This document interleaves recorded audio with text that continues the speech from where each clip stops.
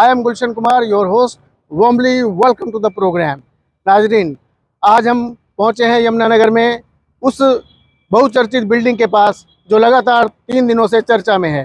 क्या है आखिर इस बिल्डिंग में कि जो ये इतनी चर्चा में है? जी हाँ, ये नगर निगम के भ्रष्टाचार का ज्वलंत उदाहरण है, जो कि तमाम नियम कायदों को दरकिनार करके बनाई गई है। इस बिल्डिंग को खूब अच्छी तरह से पहचान लीजिए।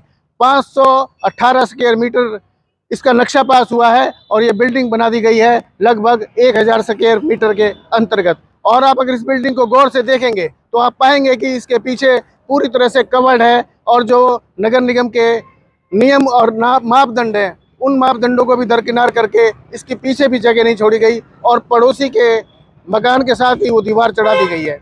और देखेंगे कि यहाँ पे ना कोई पार्किंग की व्यवस्था है, ना कुछ किसी प्रकार की व्यवस्था है। जैसा कि आप जानते हैं कि 1997 में दिल्ली में उपहार कांड हुआ था, जो कि सिनेमा हॉल था, और इस सिनेमा हॉल में 60 लोगों की जान चली गई थी, क्योंकि वो पिक्चर हॉल भी सब नियम और कायदों को दरकिनार करके चल रहा था। और ये बिल्कुल उदाहरण है उपहार सिनेमा हॉल, जो कि मौत की बिल्डिंग बन रही है।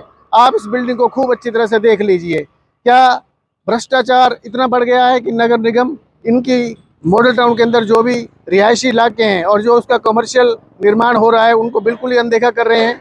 कहा तो यही भी जाता है कि नगर निगम के अंदर इतनी सेटिंग हो जाती है कि वो इस कदर आंखें मूंद लेते हैं कि उनको जनता और उनके हितों के साथ भी कोई भी किसी प्रकार का कोई मतलब नहीं रहता और वो सिर्फ अपनी मनमानी करते हैं। तो अब ये आवाज़ उठ रही है मॉडल टाउन के तमाम लोगों ने, और सबसे पहले जो इस आवाज़ को मुखर किया है वो वरिष्ठ पत्रकार नरेश उपल साहब ने किया है, और उनके साथ तमाम इस मुहिम में अब पूरा मॉडल टाउन उठ खड़ा हुआ है और लगातार नगर निगम के ऊपर सवाल उठा जा रहे हैं। हम साथ में इस बात की भी ज़रूर प्रशंसा करना चाहेंगे कि भ्रष्ट अधिकारियों के साथ साथ कुछ ईमानदार अधिकारी भी होते हैं।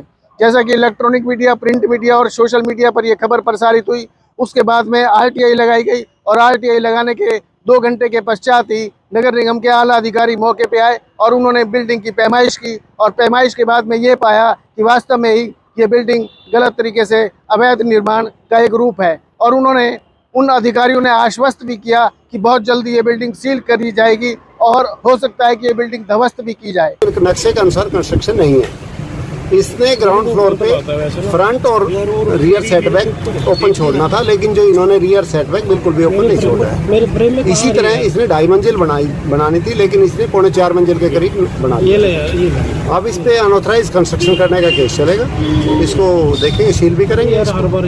इसके ऊपर सेक्शन 261, 262 के तहत एक्शन बनता है। इसमें बिल्डिंग का डेमोलिशन भी हो सकता है या बिल्डिंग सील भी हो सकती है 263 के तहत। Thank you so much once again, and remember, together we can and we will make a difference. Goodbye for now.